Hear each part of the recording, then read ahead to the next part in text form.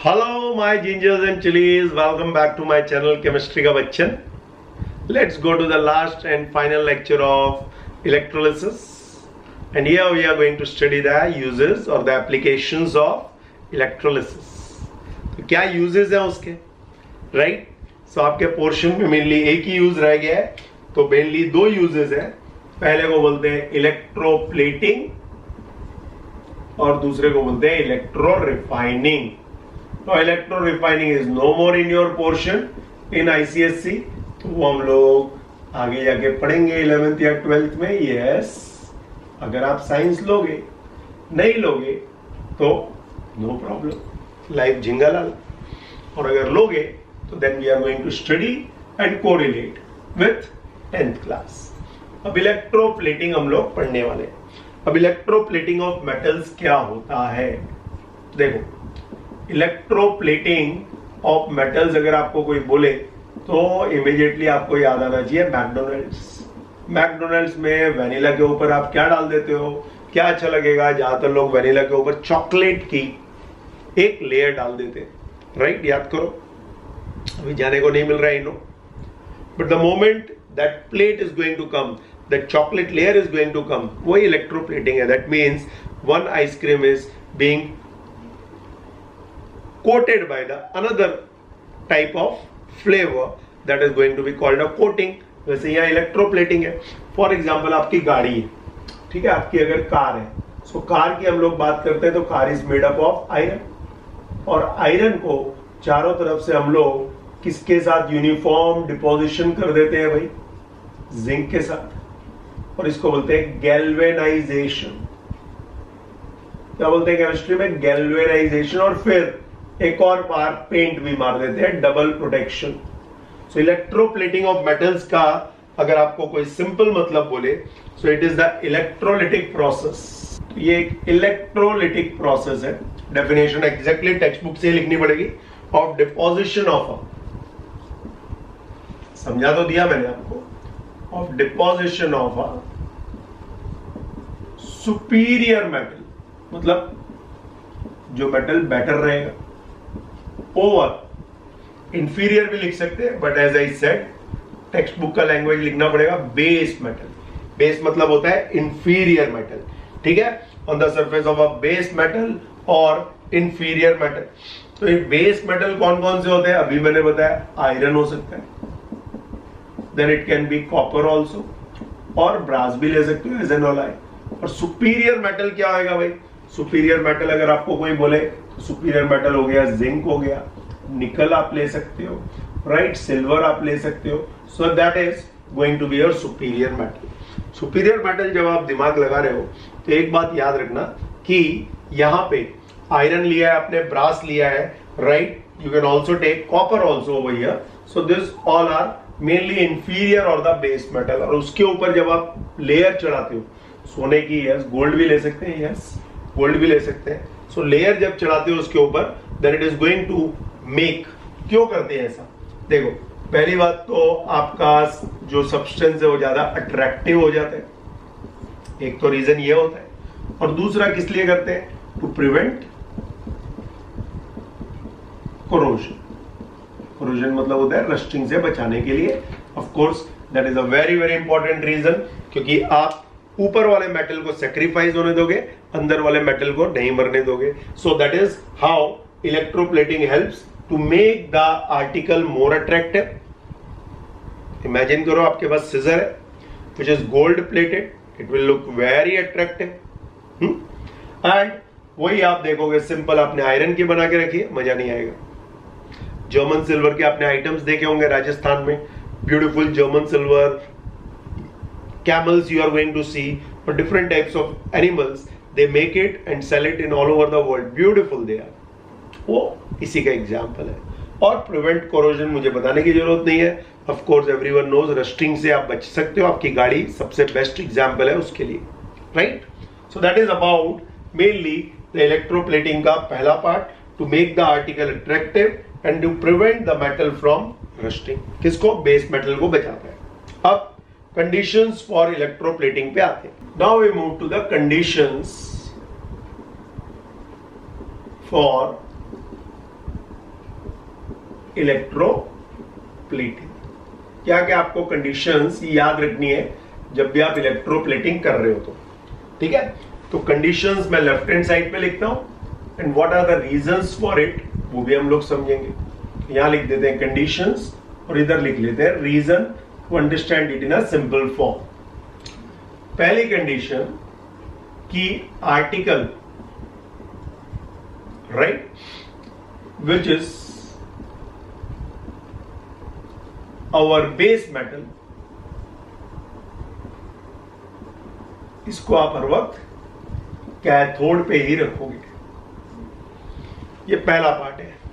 कोई भी आर्टिकल है, हम लोग कौन कौन से आर्टिकल्स लेने वाले, एक बार लेंगे सिजर और एक बार लेंगे स्पून, ठीक है।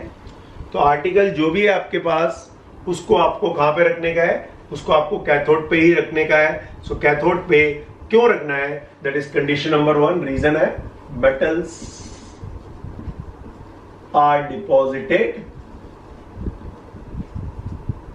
at cathode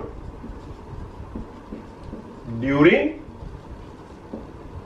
electrolysis।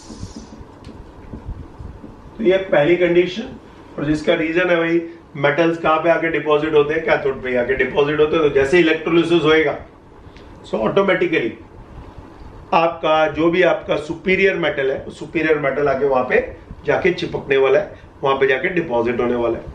देखते हैं सेकेंड लेते हैं। Superior metal should be used as anode, और सुपीरियर जो मेटल है आपका वो कौन है, वो ज्यादातर आपका एक्टिव इलेक्ट्रोड है, अगर आपने ध्यान से देखा है तो। और एक्टिव इलेक्ट्रोड आज ही आपने देखा कॉपर क्या करते हैं, ठीक है। तो superior metal should be used as anode. Superior metal if it is going to be used up as anode, क्यों यूज होएगा, active electrode participates in electrolysis and dissolve in its corresponding electrolyte। मतलब अपने electrolyte में जाके डूब जाएगा और फिर वहां से किधर पे जाएगा, it will go towards the anode. So superior metal should be used as anode. Active electrode participates in electrolysis, मतलब निल हो जाएगा वहां पे, वो धीरे धीरे डिमिनिश हो जाएगा, डिसॉल्व हो जाएगा इलेक्ट्रोलाइट में, और वहां से किधर जाएगा, towards cathode. So that is the second point everyone has to know. Third point, direct current has to be used है, and for a long period of time। ऐसा नहीं है कि आराम से 2 मिनट में कर दिया, नो। एक स्पेसिफिक करंट लोगे और इसको आप mainly long period of time के लिए यूज करोगे। That means current which is going to be used is also low current, और उसको for a long period of time use करना है। ऐसा क्यों है, अगर आपने ऑल्टरनेटिंग करंट ले लिया, right, then electrode changes continuously and non-uniform deposition of superior metal over base metal होएगा। तो इतना अच्छा डिपोजिशन नहीं होएगा, रिजेक्ट हो जाएगा आपका माल, which is not going to help, right. तो करंट भी आपको यूज करना है लो करंट, और करंट भी कौन सा यूज करना है, compulsory you have to use the direct current only and not the alternating current, right. तो ये आपके कुछ पॉइंट्स हैं। थर्ड और फोर्थ को मैंने एक ही में मिक्स कर देता हूं because the reason is same only, right, and that is what you have to know for conditions which we require for electroplating। अब इस कंडीशंस को समझने के बाद अब हम लोग इलेक्ट्रोप्लेटिंग के एग्जांपल्स करेंगे। आपको आराम से समझ में आ जाएंगे। Take the screenshot. चलो let's go to now electroplating with nickel. तो सबसे पहले आपने इलेक्ट्रोलिटिक वेसल ले ली। ये आपकी एक इलेक्ट्रोलिटिक वेसल है। इलेक्ट्रोलिटिक वेसल में रूल के हिसाब से पहले एक कोरिस्पॉन्डिंग सॉल्यूशन ले लेंगे निकल का, because we are electroplating some base metal with nickel. Electroplating with nickel है, तो ये हमने ले लिया कौन सा सॉल्यूशन, ये हमने ले लिया निकल सल्फेट सॉल्यूशन। कोरिस्पॉन्डिंग सॉल्यूशन क्यों लेते हैं भाई? Now let's talk about electroplating with निकल। When we are talking about electroplating with nickel, diagram मैंने आपके लिए बनाया हुआ है। First thing what we have to know is you are going to have the nickel sulfate solution. In that you are going to put the nickel block. जो work anode पे होना चाहिए according to the condition number 1. Particle has to be at cathode and both of them are connected by the external wire. Plus मतलब बड़ा डंडा, minus मतलब छोटा, and this is the key and of course article है और ये आपका nickel sulfate corresponding solution है। Electrolyte is nickel sulfate solution, electrode anode nickel block, cathode article जो अभी समझाया, and electrolytic reaction में पहले nickel sulfate dissociate किसमें हुआ, nickel ion and sulfate ion में, and water यहाँ पे हुआ। As I was telling कि आयरन तो आपने किया हुआ है in the metal activity series, but cobalt और निकल नहीं किया। So याद रखो आयरन और लेड के बीच में आता है कोबाल्ट एंड निकल और इसको बोलते हैं फैकोनी। कैसे याद रहेगा फैकोनी? अब याद करो, please stop calling me a zebra I. I मतलब आयरन, लव मतलब लेड, इन दोनों के बीच में कहीं पे ये दोनों आते हैं। वो यहीं पे ही कराता हूं क्योंकि इसका और कहीं पे काम नहीं है आपको। सो आयरन और लेड के बीच में मतलब ये हाइड्रोजन के ऊपर है, दैट मींस वो will go towards the anode nickel ion. So sorry at not anode, cathode. Cathode पे कौन जाएगा? मेटल जाएगा। कौन सा मेटल जाएगा? Ni2+, जिसको 2 इलेक्ट्रॉन्स मिलेंगे और वो बन जाएगा निकल सॉलिड, मतलब उसके ऊपर डिपॉजिट होना चालू हो जाएगा। और इसको हम लोग क्या बोलते हैं? ये मिटा देते हैं, इसको हम लोग बोलते हैं रिडक्शन। अब एनोड पे क्या होएगा? That is very interesting, because anode के ऊपर कौन है? Nickel, and nickel is also very very active electrode. CNS में मैंने बताया copper is there, nickel is there and silver is there. So nickel अगर एक्टिव इलेक्ट्रोड है तो निकल किसी को भी ऊपर आने नहीं देगा, ना इसको ना इसको, खुद ही ब्रेक डाउन हो जाएगा और फॉर्म कर लेगा Ni2+, because it is the active electrode. और इसके 2 इलेक्ट्रॉन्स सर्किट से घूम के इसको मिल जाएंगे, निकल आयन नीचे चला जाएगा, and that is called oxidation. And this is the simple concept how one metal is going to be deposited over another metal. तो ये बहुत ही सिंपल है। अगर आपको ये समझ में आ गया तो इसी के बेसिस पे हम लोग दूसरा आर्टिकल भी कर लेंगे, that is electroplating. This time with whom? Electroplating we are going to do this time with not nickel but with copper. Nickel sulphate solution हटा देंगे, यहां पे क्या आएगा देखेंगे। यहां से निकल ब्लॉक हटा देंगे तो देखेंगे यहां पे क्या आएगा। End of course the electrolytic reactions में we are going to only remove this part, saving our energy also, saving our ink also। तो काफी कुछ चीजें हमारी बच रही हैं। ये भी यहाँ पे मिटा देते हैं। एनोड और कैथोड का ये वाला पार्ट मिटा देते हैं भाई, ठीक है। चलो इसको भी यहां से मिटा देंगे, इसको भी यहां से मिटा देंगे, बाकी सब सेम रहने देते हैं। So let's see the magic. इस बार है electroplating with not nickel but with silver. किसके साथ है? सिल्वर के साथ है इस बार। Okay, so electroplating with silver है। इलेक्ट्रोलाइट जो यूज हो रहा है उसका नाम है sodium argento cyanide solution. Sir सीधा साधा AgNO3 सॉल्यूशन क्यों नहीं ले लिया? बिकॉज AgNO3 सॉल्यूशन जो है उसका डिपोजिशन यूनिफॉर्म नहीं होता है, थोड़ा फास्ट मूव करता है। तो जब एक्सपेरिमेंटली देखा तो ये बेटर इलेक्ट्रोलाइट था। तो क्वेश्चन आ सकता है why silver nitrate is not being used. ठीक है, तो migration of silver ions from silver nitrate solution is fast, so uniform deposition does not takes place on an article. Anode क्या होगा इसमें? एनोड होगा आपका सिल्वर, दोनों तरफ हो गया अपना, ठीक है। तो ये आपका सिल्वर ब्लॉक।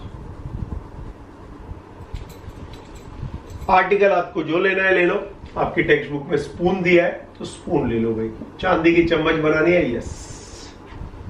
इलेक्ट्रोलाइटिक रिएक्शंस में क्या होगा? अब ये काम आता है सोडियम, पहले सोडियम लिख लो, पहले देखते जाओ। अर्जेंटो, अर्जेंटो लिख दो। साइनाइड, सर साइनाइड कभी नहीं सुना। An apple a day keeps the doctor away. Apple तो खाते हो सब? एप्पल खाते समय उसकी सीड्स खाते हो? नहीं खाते हो। प्लीज रिमेंबर, एप्पल की सीड्स के अंदर साइनाइड होता है, तो आज के बाद याद होगा। Na की स्टेबल स्टेट बोलो +1, सिल्वर की +1, तो साइनाइड के नीचे 2 मार देना, आपको आराम से याद हो जाएगा। NaAgCN twice. अब आप सोच रहे हो ये क्या है सर? स्क्वायर ब्रैकेट, इसको बोलते हैं कोऑर्डिनेशन कॉम्प्लेक्स। कॉम्प्लेक्स सॉल्ट जो आपने पढ़ा नहीं है, but this is complex form. इसको जब आप ब्रेक करोगे, राइट, तो आपको मिलेगा Na प्लस Ag प्लस, बीच में plus of course, +2Cn minus. जितने प्लस होते हैं उतने ही माइनस होते हैं। अब यहाँ पे H प्लस और OH माइनस। नीचे कौन है? Sodium ion. अरे बहुत ऊपर है। H प्लस नीचे है, बट H प्लस के भी नीचे सिल्वर है। याद रखो मेरा फॉर्मूला चप्पल, तो सिल्वर आयन जाएगा, तो कैथोड पे क्या होएगा? सिल्वर आयन अपना एक इलेक्ट्रॉन लेके बन जाएगा सिल्वर। मतलब कैथोड पे चम्मच के ऊपर सिल्वर का कोटिंग स्टार्ट हो चुका है। एनोड पे भी सिल्वर है, एनोड पे सिल्वर ब्लॉक है, but we all know it's an active electrode, तो ना ये जाएगा ना ये जाएगा, बल्कि क्या होएगा? सिल्वर ही अपना एक इलेक्ट्रॉन लूज करके नीचे आ जाएगा in sodium argento cyanide solution in the form of Ag+. And that is the simple concept of this, which we call it mainly the electroplating. तो इलेक्ट्रोप्लेटिंग आई होप सबको समझ में आया। बहुत इंटरेस्टिंग है, बहुत इजी है। वीडियो को वापस देखोगे तो आपको समझ में आ जाएगा। इलेक्ट्रोलाइट का एक नाम याद रखना डिफिकल्ट नहीं है, सोडियम, अर्जेंटो मतलब सिल्वर, साइनाइड सॉल्यूशन। साइनाइड कहां से याद रहेगा? फेमस नाम है। पोटेशियम साइनाइड आपने सुना होगा, हाइड्रोजन साइनाइड सुना होगा, और साइनाइड आपने सुना होगा टेररिस्ट रखते हैं, the moment they put up in the mouth within 15 seconds they die. तो यहां से आपको याद रहेगा। एप्पल का मैंने आपको एग्जांपल दिया है। एक बार आपको निकल प्लेटिंग याद हो गई तो सिल्वर में कोई टेंशन नहीं है, खाली एक नाम याद रखना है, why silver nitrate is not used, because वहां पे जो डिपोजिशन होता है एक तो फास्ट होता है और नॉन यूनिफॉर्म होता है, इसलिए आप ये बेटर इलेक्ट्रोलाइट यूज करते हो। And that is about the chapter called electrolysis. I hope everyone enjoyed the lecture. कोई भी डाउट होएगा तो कमेंट सेक्शन में डालोगे। I know I came very late, sorry for that, but at the same time इसके back to back अब आपको metallurgy का भी दूसरा चैप्टर जल्दी मैं दूंगा, तो पहले ये कर लीजिए, right, within a week. एक आध चैप्टर मैं 11th का लूंगा और 12th का लूंगा, उसके बाद वापस 10th का मैं आपका मेटलर्जी का चैप्टर लूंगा। चलो, see you in my next lecture.